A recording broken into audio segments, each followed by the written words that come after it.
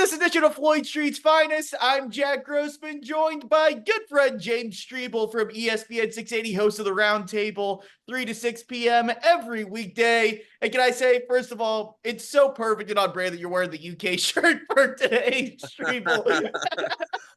Sorry, Jack. I had to do it. I know it's Floyd Street's Finest. I promise, though, I'll be nice to Louisville fans. I promise I will. But thanks for having me on, buddy. Anytime you need something, to get with me, and I'll help you out. So it's my pleasure to do this. Oh, the pleasure's all mine. Gonna have a lot of fun, even though we did let Blue into the pod, literally today, which is gonna be fun though. Could not be more excited to have you on this, I guess, afternoon now, because we're recording here Friday afternoon. But I wanted to bring you on. Number one, obviously, Louisville, Kentucky last night. You were at the game. I'm sure you thoroughly enjoyed the game yesterday. Yes. I believe you're there with Kellen, your son. Yes. And we'll definitely get into that. My plan was to kind of lean into that aspect of it, of like the Kentucky fans invading the Center and kind of the rivalry, all that stuff. And we'll get there. But about 15 minutes ago, Eric Crawford dropped, I guess, the WDRB bomb of Kenny Payne's going to be staying as the Louisville head coach. I know everyone had kind of pointed out this period of after the Kentucky game having the almost 2 weeks off before the Virginia game on January 3rd of this would be the time to make a move, to make a change, either promote someone on the staff currently to be the interim head coach, bring in someone from the outside to be the interim coach. Instead, and here's the quote from Eric Crawford, WDRB, from Josh Heird, saying, Kenny and I have had a number of conversations throughout the last week, and Kenny is going to serve as our head coach as we move into the new year. And I'm going to do what I do with every one of our programs, which is evaluate what's happening throughout the season. I'm not necessarily stunned by this, because kind of the chatter that happened after the Arkansas State game had kind of gone away after last weekend, but it's still, I'm just going to go flat out there and say it. And I'm sorry if I monologue here for a minute, Streble, because I saw this news and I'm like, at some point you gotta end the embarrassment. And that's what this is, keeping Kenny Payne at this point. And it's not a knock on Payne as a person, because I know I got to do the obligatory thing that everyone says of he's a nice guy. He seems like a really nice dude. I've never really interacted with him, but from what everyone says, he's personally a great dude. But we're moving on. We're going to enter a third month of what's become an absolute mess on and off the court. I have a list for you that I compiled here in the last 15 or so minutes. I love it. Okay. I actually started it before the news came out. Then I saw this, like, okay, this goes from being back end to the podcast to being what I lead with. This is why it's time to move on from Kenny Payne. Starting from October 30th, I've listed 9 different dates where the program has been either embarrassed on the court or something incredibly stupid and avoidable has happened off the court. You got October 30th, they lose to Kentucky Wesleyan in an exhibition. November 7th, after escaping UMBC with a 1-point win, the UofL basketball Twitter account shows practice footage to battle with Drew Diener, a radio host, on if they practiced the game-winning play. November 10th. An all-time moment. Yeah, it really is. 3 days later, you follow that up, getting blown out by Chattanooga on your home floor. November 20th, Mike Woodson, Indiana. Woodson tricked me, was the quote from Kenny Payne after IU goes zone late in that game. They can't close that game out. November 26th, yes, you beat New Mexico State. That was a program that quite literally folded their program in February due to multiple scandals. And you needed the coach to ice his own free throw shooter with the game tied, the second and a half left in regulation, just to force overtime. And you needed so many New Mexico State players about. You were playing 5-on-4 the last minute or so of overtime. Yeah, December 3rd, blowing a game at Virginia Tech where you, quite honestly, were the better team for about 33 minutes of that game. You follow that up losing to 1-7 DePaul. It was DePaul Day, Streble. And they got manhandled by 1-7 DePaul.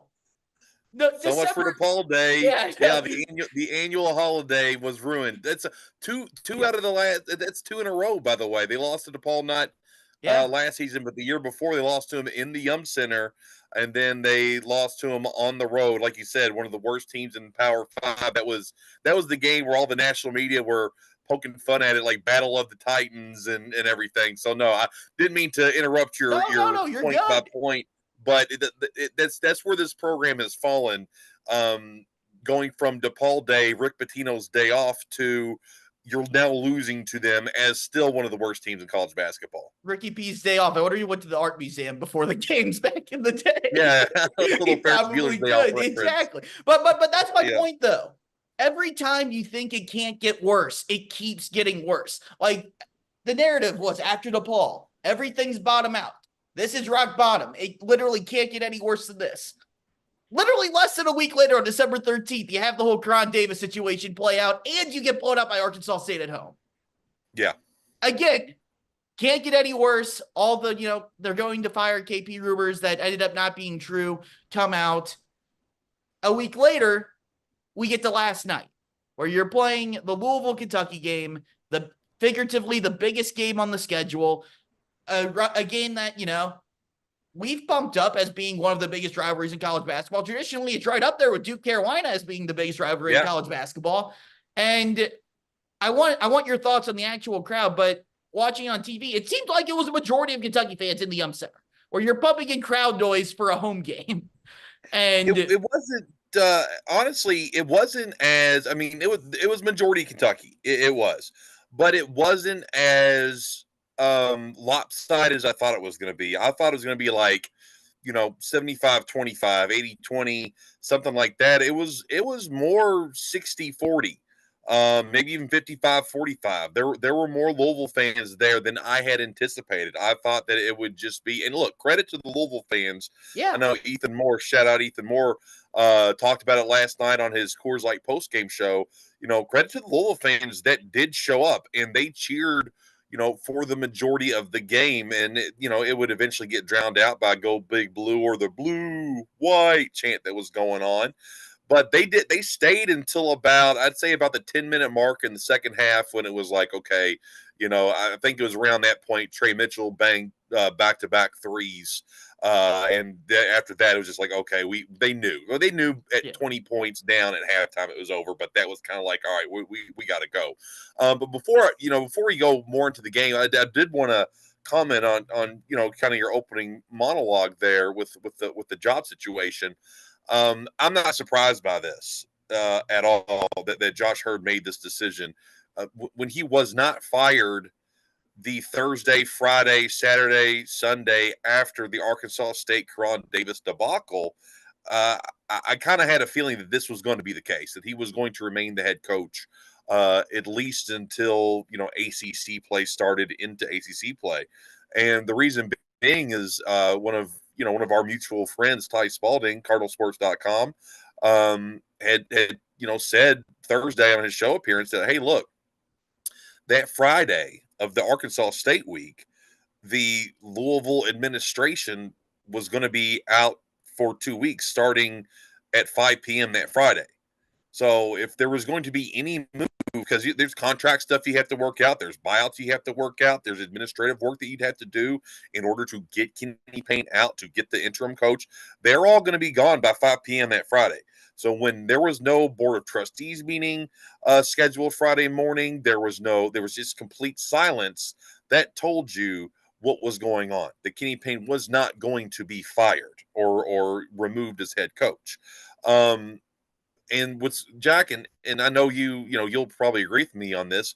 What's kind of stunning but not stunning is the player support that Kenny Payne's getting. Last night they asked Sky Clark about his job, and he was like, "Yo, we're rocking with Kenny Payne," and Brandon Huntley Hatfield piped in forever.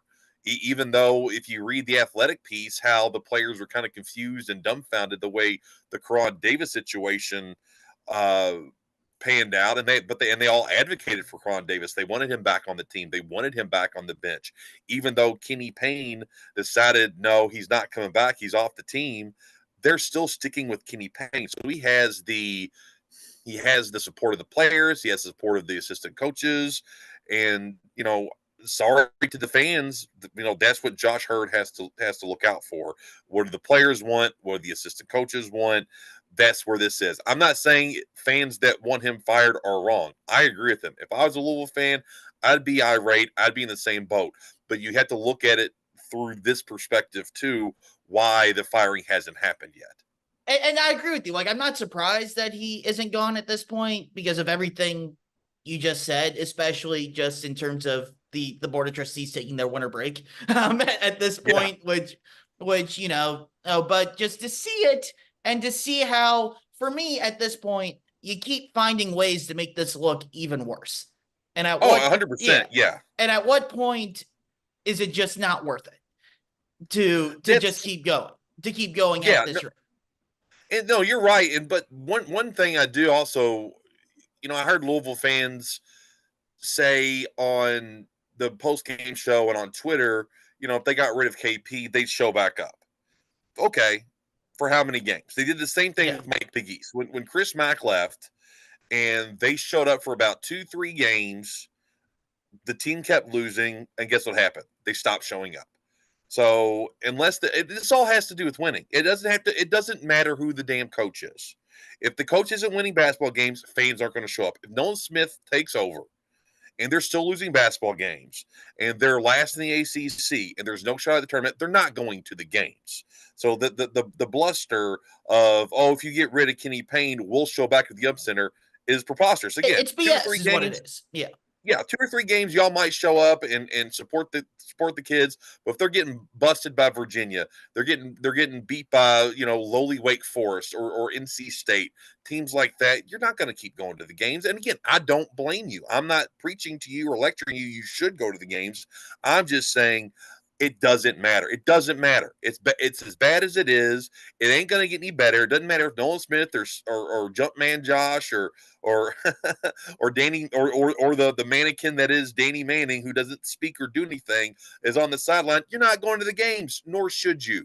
It needs to be a clean slate. It needs to be someone start from the beginning, and he'll be fired in March, and that's what's going to happen. But that's my thing, though. It needs to be a clean slate.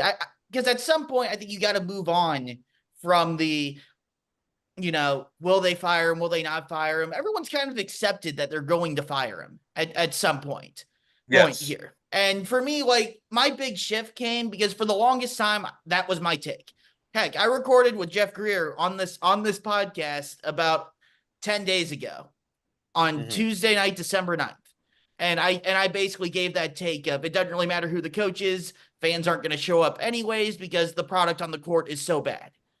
Then the Karan Davis stuff happened the next day. And that for me was kind of my flip of the switch of, okay, this is going to keep getting worse. And for the sake of just trying to stop dragging the university through the mud and just dragging the program through the mud that has been through a crap ton of mud the last decade or so, is the product on the court actually going to be any better if Nolan Smith or someone from outside the staff is brought on to be the interim head coach?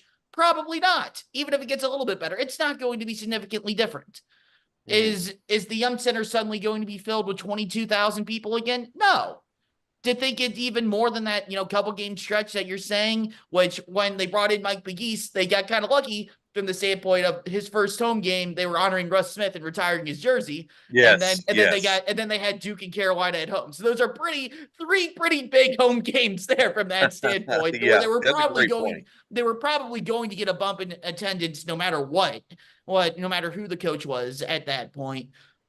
But even if you get a little bump for a couple games, it's not going to be sustainable right now. But at the end of the day, I think it would be better for the program at this stage to move on from just the weekly silly things of, I only want to beat Kentucky by 1. Or as, Ethan Moore pointed out on the post-game show last night, which props to him, he did yeoman's work. I was listening to that. Job. I was listening to that while I was working on Thursday night. Just like, he was phenomenal on it. But just saying, look, Kenny Payne saying, I want to take transfers, where just 5 months ago, he was quoted at a press conference saying, you can't build a program with transfers. Right. Or saying you can't get the same type. The thing that was concerning about Kenny Payne's presser more than anything on Thursday night was he did not view Louisville on the same type of level as a Kentucky as a program. And for me, and I want your reaction on this too, like, I've been consistent for a long time. Like, I don't consider Louisville a blue blood. I think Kentucky, Carolina, Kansas, and Duke are the 4 blue bloods, and Louisville's kind of in that, 5, 6, 7, 8, 9 range, which is still really, really damn good, really Agreed. historically great. But and it's nothing against Louisville, but Kentucky is quite literally the best tradition in the sport. That's just what they are. No, it's hard to compete with that. But to say that you can't get the type of talent that Kentucky gets, or to really scoff at the notion that you can be on the same level as Kentucky, Louisville fans don't want to hear that. Louisville fans, while they recognize that Kentucky is the best basketball program in the country traditionally and are phenomenal this year, they feel like they should be, if not equals year in, year out, they should be right there with them. They should be within a step of them, and they should have years where they are better than them, which in the past they have had that. John Calipari record in the rivalry game aside. For the coach who was brought in because he was supposed to know the program better than anyone else, to just dismiss the fact that Louisville could be on similar footing as their in-state rival, to me shows he does not understand the job. He does not understand what the program is, which to me is absolutely stunning as a dude that won a national championship. It's quite literally on the poster that I have hanging behind me. I have, Louisville won and Indiana won back here, which is very, very on brand for me. But that's on brand for you, yeah. Yes, yeah, but to say that to me is jaw dropping, and it shouldn't be jaw dropping because of everything he says in press conferences and how much he has hurt himself in these press conferences. But you need someone who isn't going to just bend the knee to Kentucky, which is, I feel like, what KP did last night. No, you're exactly right. And for Louisville fans, the frustration of the entire reason they hired Kenny Payne, or that Louisville fans wanted Josh Heird to hire Kenny Payne, and not all of them. I mean, there have been some Louisville fans that are very skeptical of this because of the fact that this was his first head coaching job and the caliber of job that is the University of Louisville basketball program. Like you said, it's right there with Kentucky and Duke and North Carolina, and we can do our power rankings another time, but Louisville's right there on the edge of that. But the understanding was he was going to be able to build a program with elite talent, and he had all of the access to the elite talent. He had the relationships. He had the history with Nike. He had the history with Oregon, the history with World Wide West, the history in the NBA, and all these other things to where he was going to be able to basically, and Louisville fans might not want to hear this, but basically make Louisville a similar program to Kentucky, where you're bringing in the best talent and saying, okay, we'll figure it out from here. We'll, give Kenny Payne the best of the best. He'll learn the X's and O's on the way while he's coaching, and it'll be fine. Talent, Calipari, like say, give me the talent and I'll figure it out. That was kind of the mantra with Kenny Payne. Give him the talent, he'll figure it out. This will be fine. And for him last night or Thursday night to go up there and be like, oh, the chasm isn't as wide as it was, and you lose by 22. And Louisville fans don't want to hear that there's a chasm. They don't want to say, oh, we're closing the gap. The gap's not as big as it was. Even when Rick Pitino was losing, okay, and John Calipari was there, we know what those battles looked like. It didn't matter how good or bad either team was. It was a fight. I mean, Jack, can you count how many times one of those teams blew the other one out? Because I can't. I was thinking about that earlier. I mean, there's the Josh Harrelson game where that kind of got out of hand. But that's the one. That's really the only one. But I think Calipari's first year, John Wall, DeMarcus Cousins, Eric Bledsoe, Louisville had a team that needed to scratch and claw to get a 9 seed in the NCAA tournament, and they led that game with about 8 minutes left. Reginald Delk was a starter. Yeah, I mean, there was no reason that could. Jerry Smith was a starter. There was no reason Jerry Smith was also a starter on a team that was the number 1 overall seed the year before. Yeah, sorry, no shade to Jerry Smith. Jared Swapshire was a starter. There's your note. Yes, that's a better comparison. But so with all that being said, I mean that was a close game. Even the year where Kentucky went 38-1, and had one of the best basketball teams of all time. to not win a title. That was a close game, even in the first half and in the second half.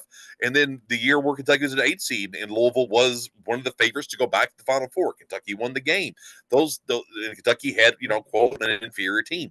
Those teams, those games were always close, no matter how the talent was divvied up. Whether Kentucky had more talent or Louisville had more talent, those games were always close. This wasn't even close. This 2 years in a row, or God, I can't even. Well, Jack, it's I don't three. even know It's how three many out of years the in a last row. four, because there was the 9 That and last 6. four. Yeah, there was the 9 and 16 Yeah, Kentucky team that again battled the Carly close Jones game. Louisville team, and almost Olivier Sarr had a shot up in the air to win the game.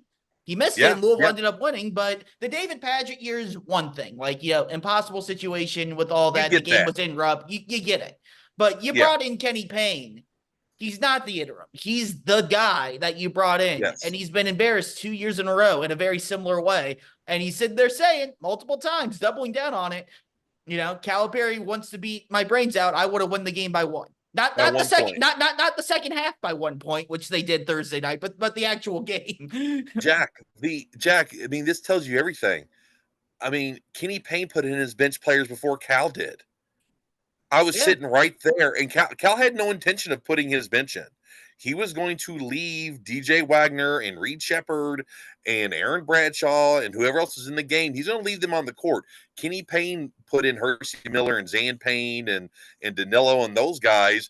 Once he did that, then Calipari turned and walked to the end of the bench and said, okay, started pointing at Joey Hart and Brendan Canada and Jordan Burke, said, okay, now you guys go in. If Kenny Payne, I'm curious if Kenny Payne would not have put his bench in, would Cal have? And this whole notion that John Calipari was going to take it easy on Kenny Payne, he ain't taking it easy on Kenny Payne, man. He's not going to take it easy on anybody. Remember that time Tubby Smith went in there with High Point and they honored Tubby Smith? I was at the game. Yes, I was covering the game for ESPN Louisville. Yeah, Kentucky won like 92-48. They won like 92-48. He's not going to take it easy. Calipari understands what this is. The regular season is a build up to the tournament, and he wants a good seed. And playing Louisville close does nothing for you. It just hurts you. If you play Louisville close, it's going to hurt you. So it was a weird dynamic at that game last night. And we saw the hugs and everything before the game and after the game. But no, Calipari had no intention of taking it easy on Kenny Payne or the Louisville Cardinals Thursday night in that game. I still think the only thing I'd fight back a little bit on that is I felt like they really could have stepped on the gas pedal and won that game by 35 if they really wanted to. Instead of 19. Yeah. Like it very much Kentucky was. I think Kentucky played like a B- game. Now, whether or not that was by design, that's what I would argue. I think they played, which is fair. They played a great 10-12 minutes end of the first half, start of the second half, and then yes, Cal was still playing his dudes, but you could see Kentucky just didn't have that edge for the majority of that second half that they had in the first half. I'm not trying to say that as a knock on Kentucky. I just don't think Cal, while Cal wanted to win the game and win the game easily and not leave any doubt, I don't think he wanted to win that game by 40 points. Whereas if they would have fired Kenny Payne and it was Nolan Smith or anyone else coaching. Oh God, he would have won by 50. That's what I'm saying. That's a great point. No, you're right. Yeah. So I want to ask, just where the rivalry's at right now. I mean, I think there was that AI image going around Twitter the last week of the Wildcat kind of comforting the Louisville Cardinal bird. And I feel like that's a very weird dynamic. I think it accurately portrays where I think Kentucky fans and Louisville fans are at right now, which sucks because that's not fun for anyone. And I'm not blaming Kentucky on that because they're holding their end of it. They're a legit top 5, top 10 team. They're incredibly fun to watch. Cal's kind of gotten his groove back this season, but it's all on the Louisville end. But just how quickly this rivalry has fallen off from where it was under, Patino, Cal, or even, Chris Mack calling Calipari a chicken and at least, playing that overtime classic in Rupp in 2019, winning the game in 2020. It's just a very weird state to see the Louisville-Kentucky rivalry in the era where, you were almost giving Louisville fans the pat on the head of, yes, I agree with you. They did a great job of not letting you be 80% Kentucky fans, and it's not Louisville fans' fault. It's the program's fault. to where that could even be a possibility to where there's a majority of Kentucky fans at the Yum Center. Like it's sad is what it is. It's really sad.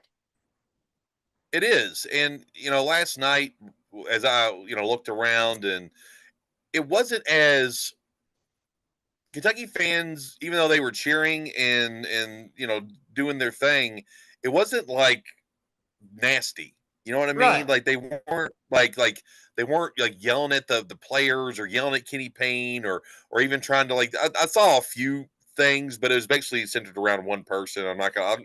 I'll get into that with you later. Yeah. Who it was? You would think it's very funny. Oh, But it was boy. just really one. It was just really one guy that was out there kind of trying to provoke stuff. But it was actually like a very friendly crowd, a very friendly atmosphere. Louisville fans were kind of just like, "Hey, this is what we are," and Kentucky fans were like, "Hey, we're sorry, but we're here. We're going to cheer." It was very cordial because of the disparity between the two teams.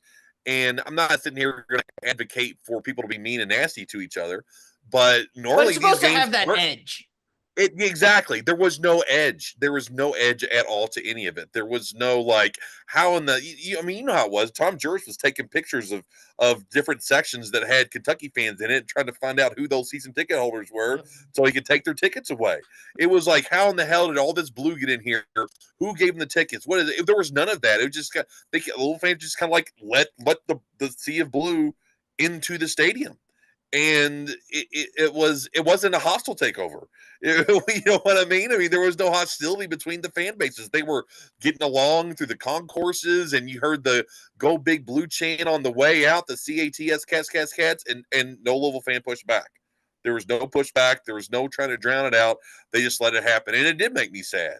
It did make me sad. I'm sitting here and I'm like, this is I could not imagine, Jack, that being Rupp Arena ever for any game. If Louisville came to town, Duke comes to town, Carolina comes to town, Kansas, that amount of a rival fan base in your arena, and you just laying down and being like, oh yeah, okay, well, beat us by 22 and see you later. But it's not fun.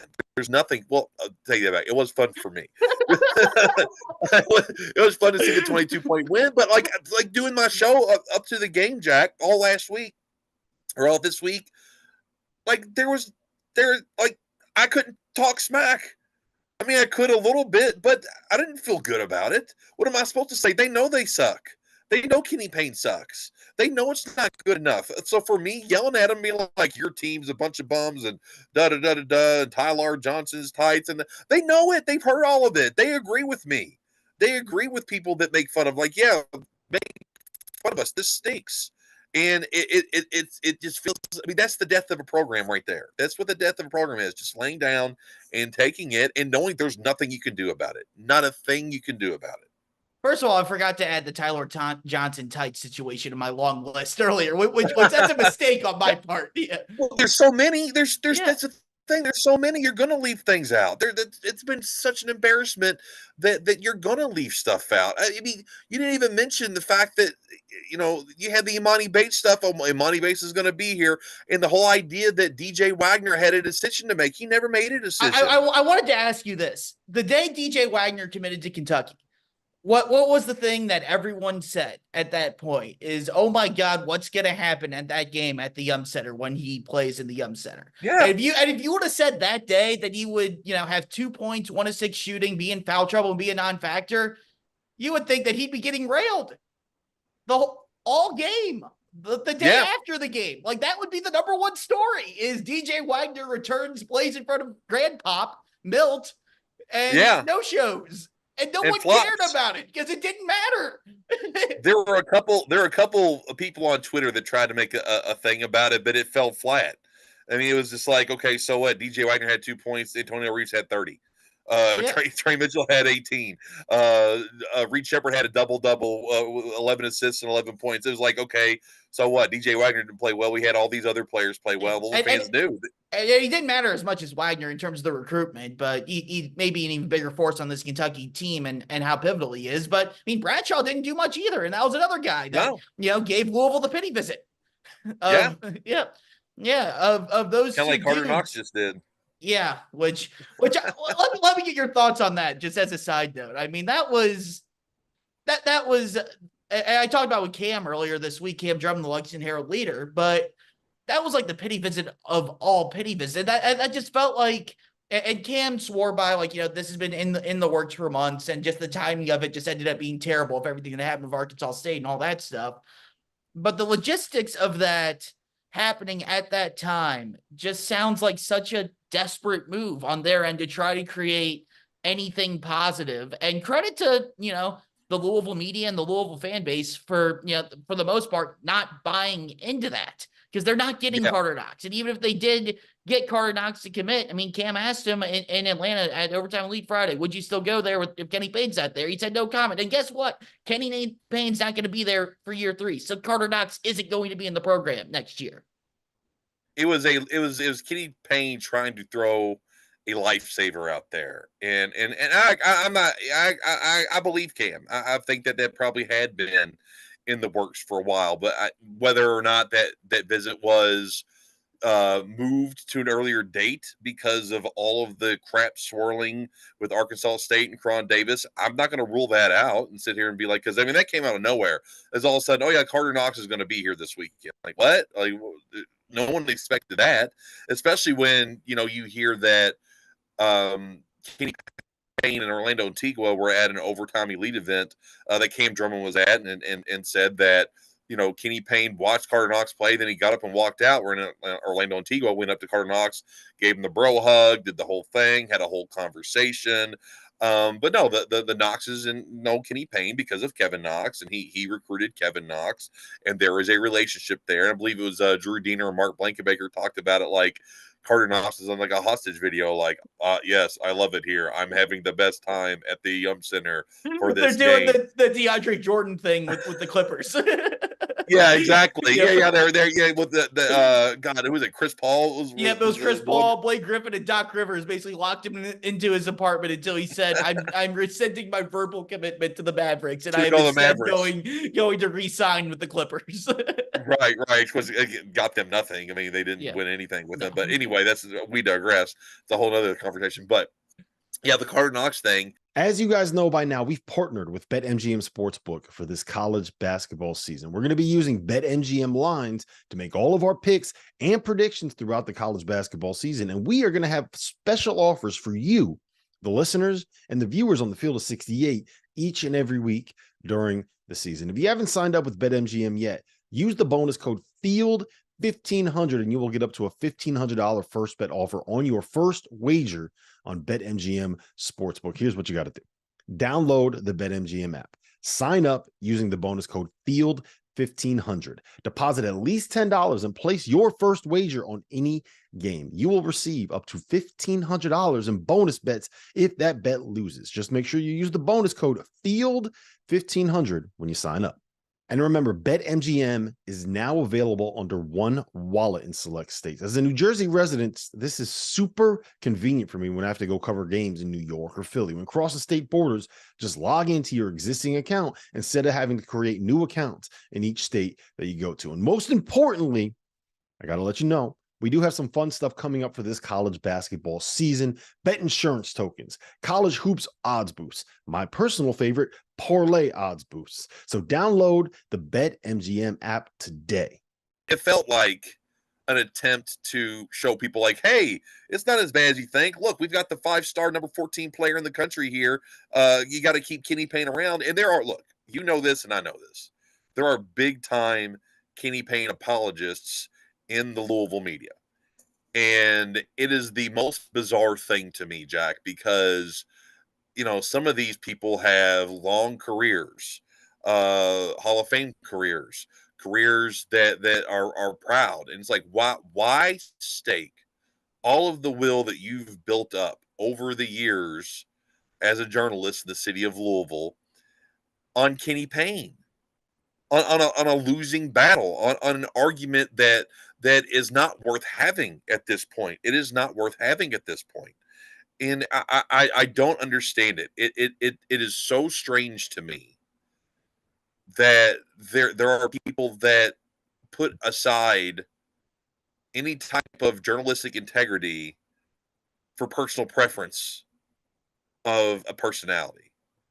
And the small contingency that still backs Kenny Payne, it's like, are y'all Louisville basketball fans or are you Kenny Payne fans? Look, I love John Calipari. He, I think he's great. We all know this. But when he went 9-16 and lost to St. Peter's, and then last year's team, which was not fun to watch, which was boring and nothing exciting about it whatsoever, I criticized him. And, if there ever is a point where Cal needs to go, then Kentucky basketball is bigger than John Calipari. Louisville basketball is bigger than Kenny Payne. And 95% of Louisville fans understand that. Most journalists understand that. But to the 5% and the few journalists that are just hell-bent on Kenny Payne's the guy and this is going to work, what are y'all doing? You just make yourself look stupid. You make yourself look silly. No one respects it. No one believes it. You come off as inauthentic is what you come off as. You come off as a Kenny Payne fan and not a Louisville fan. And again, Kenny Payne's a nice guy. I'm sure he's nice to everybody. I bet if you and I went and had coffee with Kenny Payne today, we'd be like, wow, Kenny Payne's cool. He's a nice dude. That's fine. He sucks as a basketball coach. He just does. He's not good at it. And, you're a nice guy, Jack, but if you sucked at your baseball job, your boss would be like, get the hell out of here. You're a nice guy and we enjoy you, but sorry about your luck, Chuck. You got to go. And I wouldn't blame my boss for saying that. No, you wouldn't. I know you wouldn't. You'd be like, okay, yeah, I understand. I need to get out of here. This isn't working. This isn't working. And I don't know if they feel like they're piling on at this point, or they just don't want to be wrong. I don't know, Jack. It's bizarre. I think, and I'll say this in terms, and I'll kind of relate this back to the Kenny Payne, why let him keep coaching out the string and all that stuff conversation as a whole. Let's say Kenny Payne was able to, do the Patrick Ewing, goes on a miracle run, wins the ACC tournament. At that point, you're in the NCAA tournament, and despite everything else that happens, you probably give him a year 3. At that point, even though the recruiting is still nothing, you're not doing anything, and it's still going to fail the next year. You win the ACC tournament, it's an alum, you almost, your hand is forced. Now, I'm not saying they're going to go out and win the ACC tournament. That's not going to happen. I would almost guarantee that that's not going to happen. Would you eat cat food if that happened? What was that? Would you eat cat food if that happened?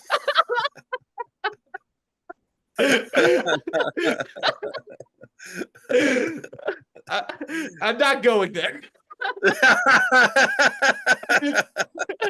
Nice try, but I'm not going there. But fair enough, Jack. I had to bring that up. Yeah, I know you did. But there comes a point when the fan base loses hope and faith in the coach, that no matter what happens, you don't want it back. Whether that be, on the Louisville front, like Scott Satterfield, who, had winning records, beat a top 10 Wake Forest team in football in 2022. And everyone still, from the moment he did the thing with South Carolina, he was never going to last at Louisville. And we all knew that it was only a matter of time. On the Indiana side, Tom Crean won a Big Ten title in 2016, beats Kentucky in the round of 32 to go to the Sweet 16. But what had happened the previous couple of years where they hadn't lived up to expectations after losing to Syracuse as a 1 seed in the Sweet 16, even despite all of that, when they had a crap ton of injury issues, beat, a top 3 Kansas and a top 3 North Carolina early in the season, but then failed to make the NCAA tournament, they fired him. Less than a year after winning a second Big Ten title in 4 years and making a third Sweet 16 in 5 years. Because once the fan base is out on someone, people don't like to admit they were wrong. And sports fans, when they decide they're done with a coach, it's not a matter of if, it's when. Because there's not going to be anything a coach can do once the fan base decides they're out on him to overcome that and buy them back. Short of winning a national championship, I don't see what could happen here. So for me, once the fan base is out and you're getting, 4,000 people in the Center, you're getting overrun by Kentucky fans, That's where I'm like, what's the point of seeing this thing? You know what the end game is when the fans are telling you, we don't want this guy. The Scott Satterfield comparison is a good one. Yeah, because I mean, like, they weren't bad under Satterfield. They won what? No. 2 more games under Jeff Brom than they did with Sat this year versus last year. And yes, they made the ACC championship game, but I mean, like, it was kind of the same old story. I mean, you lost to Kentucky, you got the bump in the ACC. Yeah. And, you beat a Notre Dame team that was probably overrated, but, anytime you beat Notre Dame in football and you're Louisville, that's a big deal. I understand. It's a big deal. Yeah. But at the end of the day, is it really all that different? Again, the ACC title game appearance, like, that is different. Yes, it is. It is different. Absolutely. Yes. But you were winning, 8 games with Satterfield. I'm not sitting here saying Satterfield was great and they should have kept Sat. I mean, that's been a train wreck at Cincinnati. But the year before, you're clobbering a top 10 Wake Forest team, and there's no one at the game. Yeah. Like, I walked in, I got a free ticket from, a mutual friend of ours from the radio station, and Phil Baker. Yeah. For the flight deck, and I'm just sitting, 6 rows up. Yeah. you can move wherever you want to yeah. I mean, you could. So, and Kenny Payne is a way, way, way more extreme version of that than Satterfield in the Louisville football program. But the point remains: the fans are gone. Even if you have some sort of unimaginable success, they're not buying back in. It's just not going to happen. So what are we doing here? No, it's over, and it's over. It's done. Josh Heird, I had advocated for him to speak for a while now, because him not saying anything doesn't help the situation at all. But with going back to the beginning of the program here, when he finally did speak, it was not what anybody wanted to hear. Which, to be fair, short of firing him, this was going to be the reaction to anything he would have said. No, you're 100% right. I'm not. And look, Josh Heird's taking a lot of flack right now for this, and even before he made the statement, fans were going at him. And the conversation about Heird's an interesting one, because the thought is that he kind of hired Kenny Payne under duress. He was the interim AD at the time. He's trying to get the job. He has people in the Louisville booster community and close to the program that are really pushing for Kenny Payne to be the head coach. And it's how much ownership does Josh Heird have over this, I guess, is the question I have. I mean, how much is it his fault and his doing? I know he's the head guy, he's the AD, he made the hire and everything else, but I just wonder how fair it is, the pushback that Josh Heird is getting right now. I mean, short of hiring someone like Musselman or Nate Oates, no matter who Josh Heird would have hired last time, it would have been an uproar, and it would have been, figuratively speaking, of course, that there would have been riots. Figurative riots if he didn't hire Kenny Payne. Kenny Payne wasn't named the head coach. Yeah, and Josh Heird at that point was just the interim AD. He wasn't even the permanent guy. So I don't put any blame at all for Josh Heird on hiring Kenny Payne. That being said, he is the permanent AD now. He has the 9-35 record. I think both things can be true of, I don't blame him for hiring Kenny Payne, but like, it's on Josh Heird to just end the nightmare at this point. Yeah, no, I agree with that. I think that is fair. I think that's 100% fair. And it just, I don't know, Jack. I just keep going back to, firing him sends a message to the fans, I guess, is the overall. It lets us move on with our lives, is what it lets us move on with their lives, and it sends a message to the fans that I hear you. Yeah. I hear you. I understand you. Josh Heird works for UofL, but in the end, he works for the fans. And it's a message to the fans, a clear-cut message to the fans. This is not acceptable. We are no longer going to go forward with this. We are making the change. Stick with us. I mean, that's all he needed to do. But again, Kenny Payne doesn't have to leave. This is another aspect to all of this. He holds all of the leverage. If Josh Heird doesn't have the money to pay Kenny Payne, why would Kenny Payne resign? Why would Kenny Payne say, you know what, I'm done here? And people are like, well, you got to appeal to your love of Louisville basketball and what you did in '86 and da-da-da-da-da. look, these are millions of dollars that we're talking about here. You would be an idiot to leave I believe it's $8 million, It is. on the table and just walk away. Would you do that? Would you No. just say, you know what, for the love of the field of 68 and the Floyd Street's finest, I'm going to leave $8 million on the table because I'm not doing a good enough job? No, you signed a contract. They signed a contract.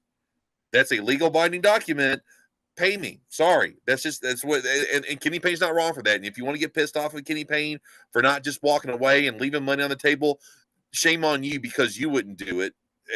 I wouldn't do it. I'm not just going to walk away from $8 million. If someone owes me $8 million and it's a contract, I'm taking that money. Kenny Payne holds all the leverage. And Josh Heird knows this. Josh Heird might not have any choice here, Jack. Well, I That's mean, it. like, That's the here's the. people aren't talking about. He might not have a choice. I'm glad you said this because it was exactly what I was going to bring up. And that was basically the exact take I was going to have. Like, if you're Kenny Payne, not my fault Louisville signed that, gave me that contract, and gave me that buyout. If you want to give it to me, sorry, $8 million. But here's my thing. First of all, yes, it's tight financially. Louisville right now, it is paying $39.9 million in buyouts from everyone from Chris Mack to Tom Jurge to Papa John. Yes, Papa John. Of course. The Papa John. The Papa John. If you pizza man extraordinaire. If you add the $8 million on top of that, that's $47.9 million, $48 million. And to me, where Louisville goes financially hiring the next coach, those are all very legitimate questions. But let's say even if Josh Heird waits until March to fire Kenny Payne, that buyout drops from $8 million to $6 million, but it doesn't do it until March 30th. That means if you fire him right after you lose in the ACC tournament, you're still paying the $8 million. There's no difference. And if Kenny Payne's not taking a settlement now, which I don't think he should take a settlement now, if I were KP, if you were KP, if any of us were KP, why the hell would he do it on March 10th when if you wait 20 days, you get $2 million less? Right. That's stupid on his part. He's not going to do that. And if you're Louisville, you can't afford to wait until March 30th. Whereas if I don't think there's a difference between firing him now and firing him March 10th in terms of the job pool, if you wait until March 30th to find him, what if the Michigan job opens up? What if, some other job that we don't know opens up? They're going to get the top of the line guy. You cannot afford to wait. Plus, that's when the transfer portal's open. You're going to be 2.5, 3 weeks, a month late on the transfer portal. You can't wait this out to let the $2 million drop on March 30th. You're going to have to make a move before then.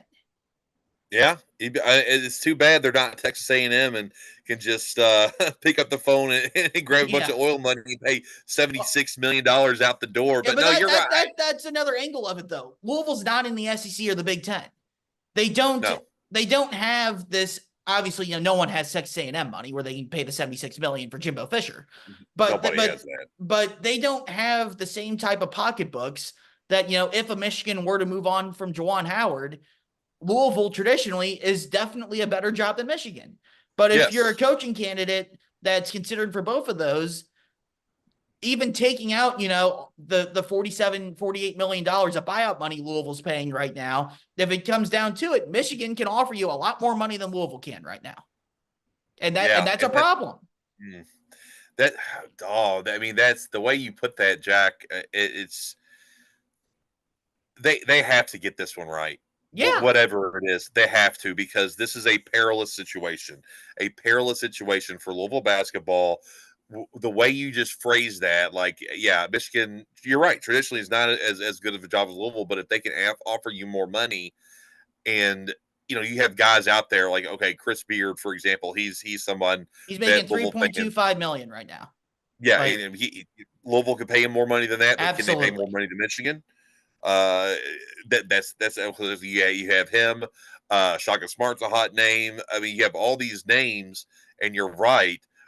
Acting as soon as possible is imperative to get one of those guys. But if you're not financially able to offer them these big contracts comparatively to some of these other teams, then what do you do? Where do you go from now? The way everything's been handled, and in the world of Louisville basketball, has been so just below par. it's really stunning the position that they put themselves in here now. It makes you go back and look at the Chris Mack thing and think he got one over on them big time. I mean, Yeah. the fact that they have to pay him as much as they do, and he was just like, okay, fine. The deal they made with Chris Mack is now hurting them with Kenny Payne. Because they could have done the exact same thing with Kenny Payne. It needed to happen more with Kenny Payne than it did with Chris Mack, firing him or getting him to leave within the season. They gave Chris Mack that deal. He was able to walk away with $4 million. They are not in the position to do that with Kenny Payne now, and they needed to do it more with Kenny Payne. That's stunning. That's stunning, Jack. Yeah, because I mean, I'll look at, and I'm not saying these dudes are particularly, interested in taking the job. I'm not on that side of the business. If anyone wants to send me names and say, hey, these are the people and you're in the know, please, by all means, Yeah. I would love that. But I mean, if you're looking at an Eric Musselman at Arkansas, again, Arkansas, Michigan, they're fine jobs, traditionally probably top 20, 25 in the sport, but Louisville's top 6, 7, 8. Louisville's clearly a better job than Arkansas.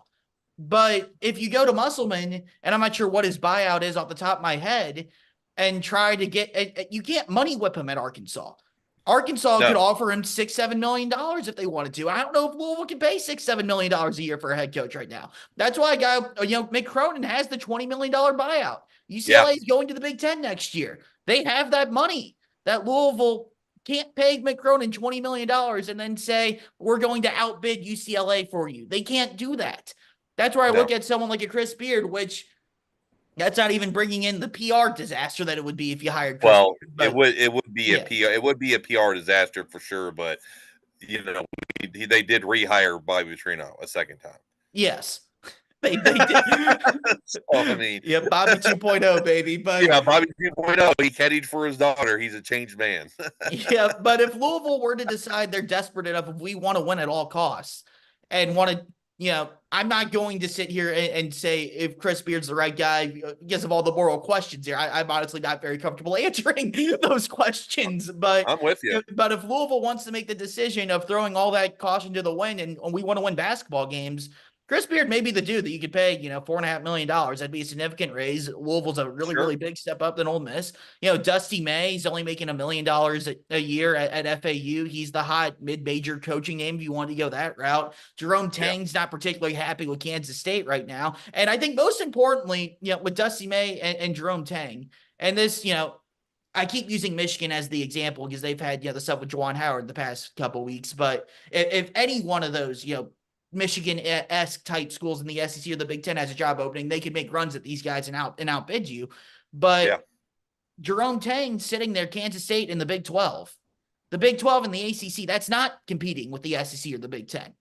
They're on the similar financial level as you. And yes, you still have, all the buyout stuff to work around, but maybe that's a name where if he, he had the comments after the Naquan Tomlin stuff a couple weeks ago to where he doesn't seem particularly thrilled right now with the administration there. Maybe that's a dude you could win a financial battle with and pry him out there that, went to the Elite Eight year one last year and, stuff like that, which again, this is all theorizing. There's nothing that I have other than, the public Jerome Tang comments going off of that, but just trying to think of potential names or things or people to where you wouldn't have to be battling the uphill battle with the SEC and the Big Ten for coaching money.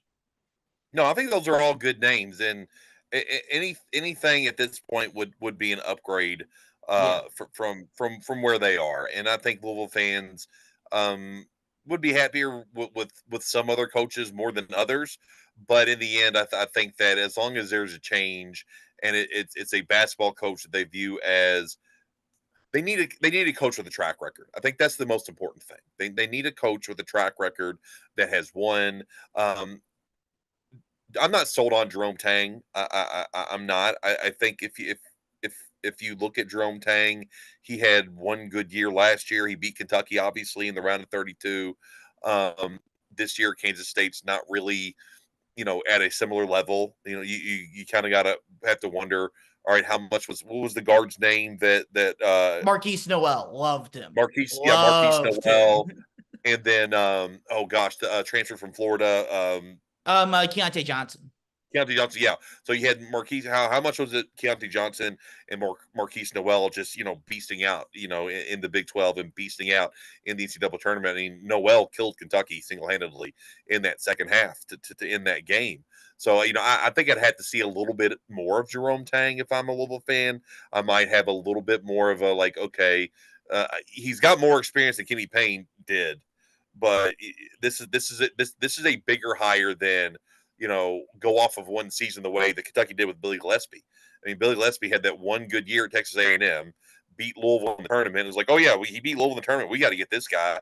Look how that ended up. I think you need more of a proven commodity. You need a guy that's been established somewhere at some point in his career. Whether that be a Chris Beard at Texas Tech, and then or Dusty May at FAU, someone that's had the experience for an extended period of time, not just one season. Jerome Tang, let's see how he does the rest of the year. But it hadn't exactly been a dream start. And it might be Kansas State's fault. It might not all be his fault or whatever it is. But I think if I'm a Louisville fan, I'm looking beyond a one season sample size of someone being good. Yeah, and the question is though, can you get someone like that? Like, can you pay enough money for Scott Drew?